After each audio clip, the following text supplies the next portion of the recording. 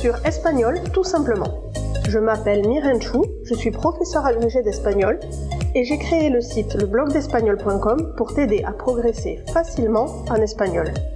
Si tu es à la recherche de ressources, d'astuces et de stratégies pour simplifier ton apprentissage et accélérer tes résultats, tu es au bon endroit. Dans ce podcast, je partage avec toi des outils précis et concrets pour t'aider à atteindre tes objectifs en espagnol dans la joie et la bonne humeur. Alors, installe-toi confortablement et c'est parti pour l'épisode du jour.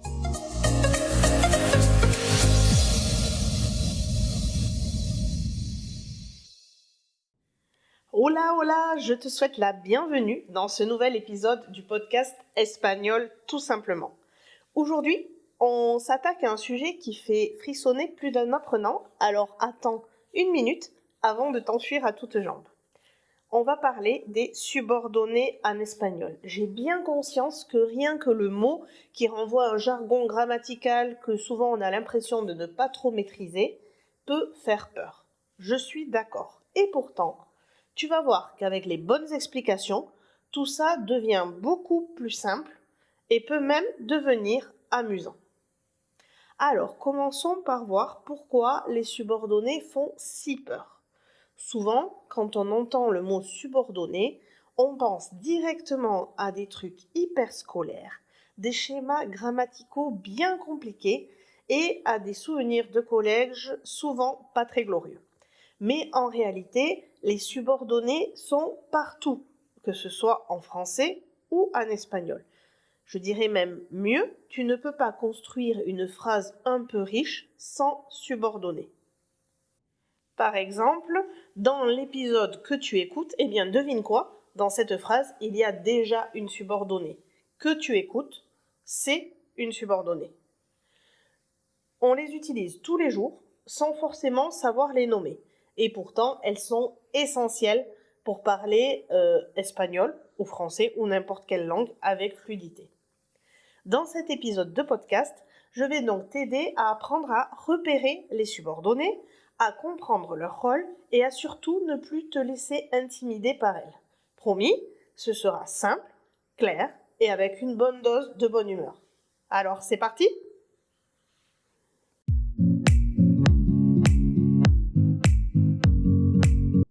Comme d'habitude, commençons par redéfinir les bases.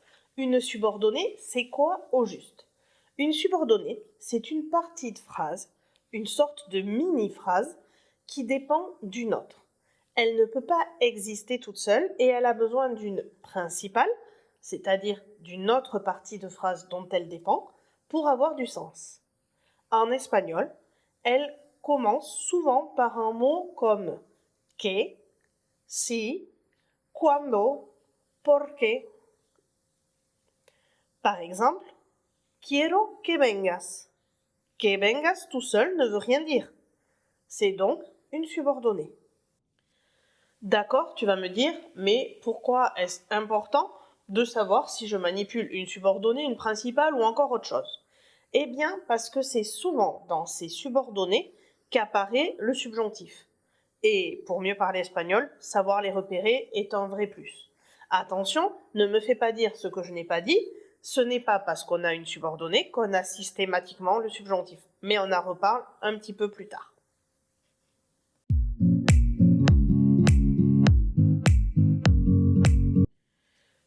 J'ai envie de t'aider à y voir clair, donc on va dire d'abord qu'il y a 3 grandes familles de propositions subordonnées en espagnol. Tu sais, si tu me suis depuis quelque temps, que plus on classe les choses, plus on catégorise, plus on fait de grands tiroirs en mettant des choses dedans, plus on y voit clair. Donc on est parti pour classer les subordonnés en 3 grandes catégories. La première catégorie, ce sont les subordonnées complétives. Elles complètent un verbe.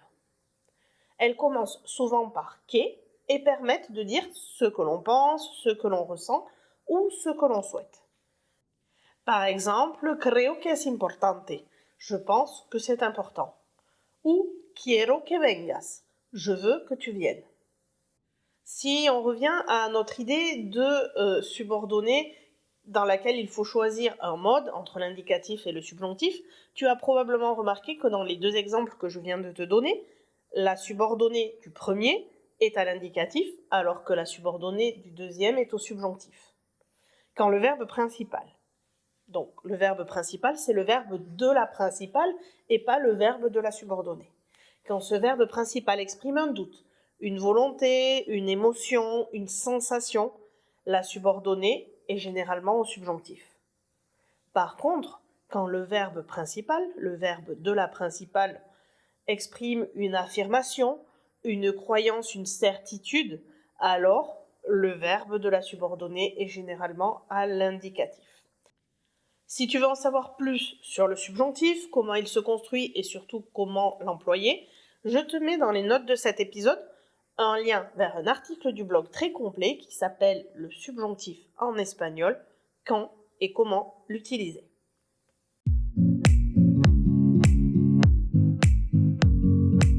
On vient de voir que les subordonnées complétives complètent un verbe. La deuxième catégorie de subordonnées, c'est la subordonnée relative, et ces subordonnées relatives précisent un nom.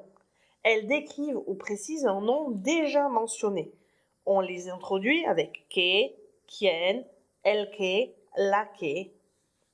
Par exemple, la chica que conocí es simpática. La fille que j'ai rencontrée est sympa. Ou alors, el profesor a quien escribí me ha contestado. Le prof à qui j'ai écrit m'a répondu. Quien s'utilise pour une personne, souvent après une préposition. Et il peut aussi être utilisé entre deux virgules pour rajouter une précision. Par exemple, mi madre, quien vive en Madrid, vendrá mañana. Ma mère, qui vit à Madrid, viendra demain. El que, la que, los que, las que peuvent servir aussi à mettre l'accent sur ce que l'on précise. Fue Ana la que me llamó. C'est Anna qui m'a appelé. Cette structure donne une valeur emphatique, c'est-à-dire une valeur d'insistance à la phrase. Dans tous les autres cas, ou quasiment, on utilisera que pour introduire la subordonnée relative, même lorsqu'on parle d'une personne.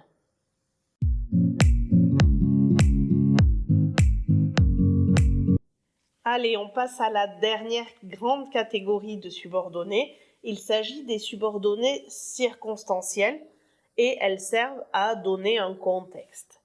Elles précisent quand, comment, pourquoi ou à quelles conditions, c'est-à-dire dans quelles circonstances, a lieu une action.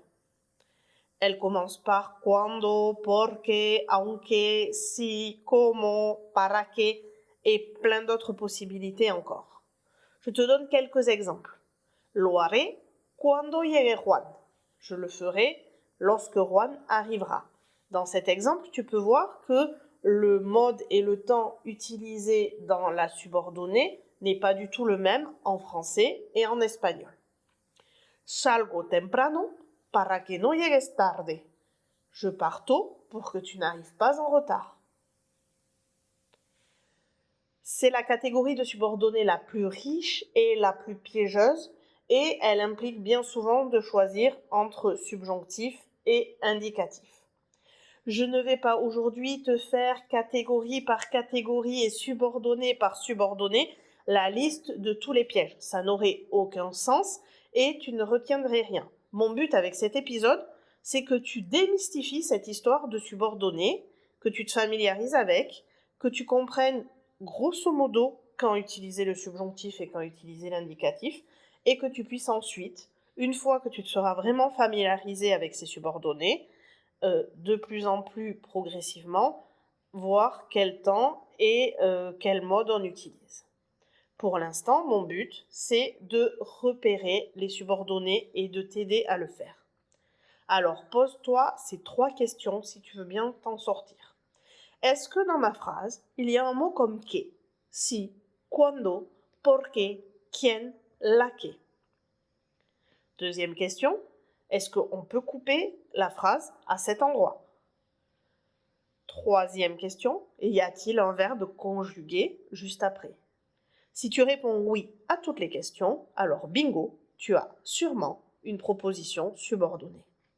Pour résumer, si tu veux te faire une fiche synthétique des grandes catégories de propositions subordonnées, on a les complétives qui dépendent du verbe principal, les relatives qui précisent un nom et les circonstancielles qui donnent un contexte. Tu vois, au final, ce n'est pas si simple. Pour autant, je ne peux pas te laisser et terminer cet épisode sans évoquer avec toi les erreurs les plus fréquentes à éviter dans les propositions subordonnées en espagnol.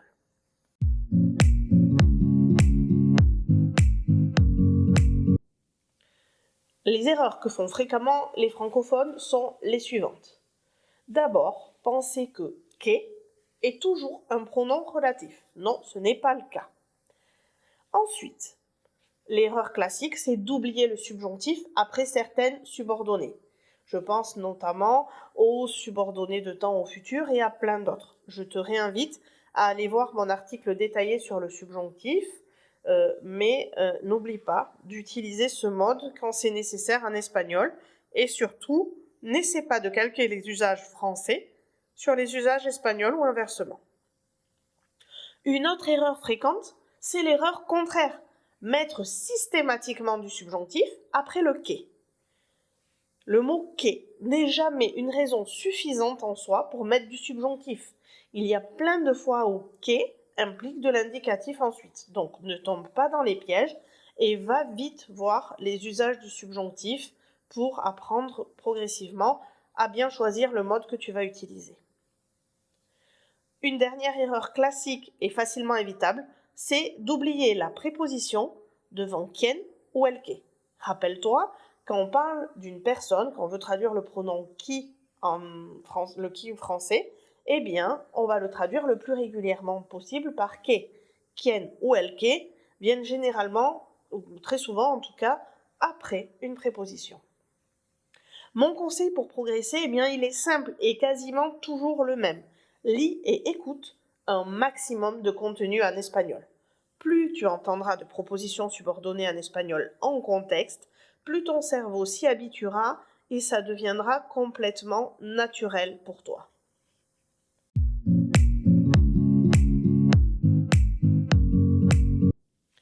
Et voilà, c'est tout pour aujourd'hui. Si tu veux progresser plus vite sans te prendre la tête dans des détails inutiles, pense à jeter un œil à mon pack tout en un espagnol simple et pratique. Je t'y guide pas à pas avec des fiches visuelles, des explications concrètes et surtout qui ne s'encombrent pas du superflu. Et je te donne la méthode clé en main pour progresser rapidement et efficacement vers un niveau B2 ou plus en espagnol. Le lien est dans les notes de cet épisode. Si tu as aimé cet épisode, n'hésite pas à le partager ou à me laisser un petit message sur Instagram ou par mail, ça me fait toujours plaisir. Je te dis à très vite et surtout, n'oublie pas, tu n'as pas besoin d'être parfait ou parfaite pour t'exprimer, l'essentiel, c'est d'oser. On se retrouve jeudi prochain pour un nouvel épisode et en attendant, cuídate y hasta pronto.